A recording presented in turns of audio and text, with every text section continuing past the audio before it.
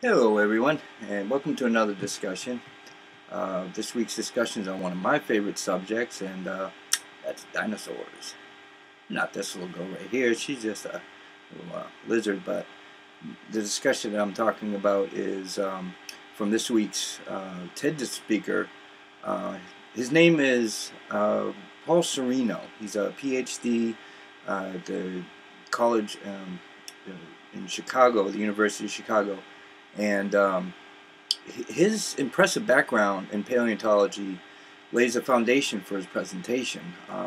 While viewing the video in different perspectives, I believe the overall thesis of the speech wasn't mainly about dinosaurs in general, but about the possibilities of exciting paleontological discoveries that were conducted by groups of at-risk children that were members of the group he was responsible for founding, and that is the Project Exploration.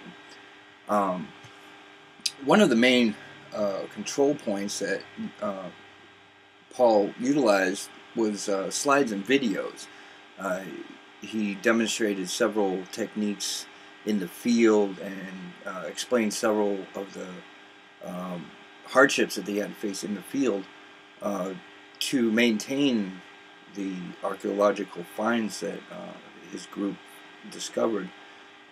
His stories were direct and eventful, which made you want to hear more about what he did. Um, his descriptions of unusual species discovered and captured, it totally captured the attention. There's so many explanations of evolution as a whole, but I think he used the word, um, he didn't use the word evolution more as he did develop, or and I think that that was a basis for building up to the rest of the story. Um, his descriptions of the discoveries, uh, it showed him sharing and discovering with his group, and they gathered data, and that solidified his findings. And proved his theory about the cross-continent migration of some of the species of dinosaurs. Um, but there are many examples of how different species of dinosaurs utilized land bridges that existed millions of years ago to reach areas of the world that didn't seem possible. The human aspect was used to show just how emotionally connected the audience was to what he was saying and how he showed that. And he wasn't just talking about dinosaurs, but that he had a passion for what he did. You know, I believe that Paul Soreno did practice many of the commandments from the TED Commandments throughout his presentation. He told a story about his discoveries, which he had made, and how he had to travel thousands of miles across the desert to get his findings to the ships, as well as the harsh environments his group and himself were subjected to during his digs.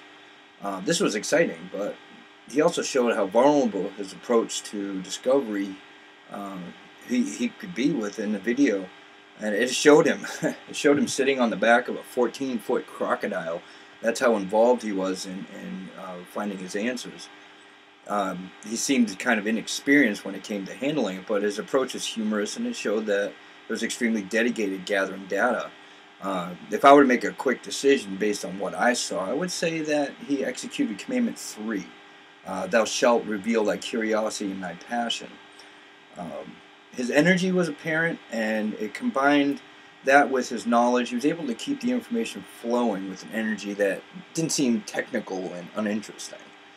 Um, how did the speech follow Nancy Duarte's sparkling structure? Oh, that's uh, very interesting how he did this. The opening of the speech was very insightful. It offered so much information about special species of dinosaurs and new discoveries that were happening all the time, and it showed a different story about many of the early dinosaur theories. But there were many images and videos that documented his findings that were exceptional. Many of the stories he shared included information about species that had never been documented before. It's quite interesting. There were some small hints on how the climax would build. About 10 minutes into the video, Paul mentioned that the kid's interested in science, which led you to believe there's more to the story than just dinosaurs. Many of the images that he displayed throughout the presentation showed teenage kids in the field looking up and digging up dinosaur bones. The mild change-up leads towards a more interesting topic, and that's the organization he founded, which was called Project Exploration for Inner City Youth. It inspired the youth of Chicago and abroad to pursue science and excel at it. Um, what was the star moment in the TED Talk? I believe the star moment is the emphasis he has on the project exploration success. His ability to convey facts about dinosaurs, paleontology was very interesting, but his explanation of how his organization took in these children and showed them a life that could be amazing for them and their families. The overall success of the program gave hope for so many of these kids. Analyze the speaker's delivery, as outlined in the Gar Reynolds workshop. The speaker did do a very good delivery of everything that he was trying to get across. The naked delivery is essential to keeping the audience attentive. I found Paul Soreno did, in fact, keep it very simple and organized by keeping the facts minimal, but expressing the excitement and discovery that he wanted to share with others. He freely flowed over the stage. I mean, pointing out all the details while maintaining a free personality with the audience, made that way, you know. His stories were short, interesting, and informative without leaving the audience bored and wanting to leave. His visual aids were extremely interesting, full of images that eventually led up to his point of the presentation, and that's the children in his organization and the ones he was working with. In the future, I really want to give the appropriate amount of time to complete the assignment similar to this. I would have to say that I plan on working more on my delivery. What can I do to give more energy to my speeches, my presentation?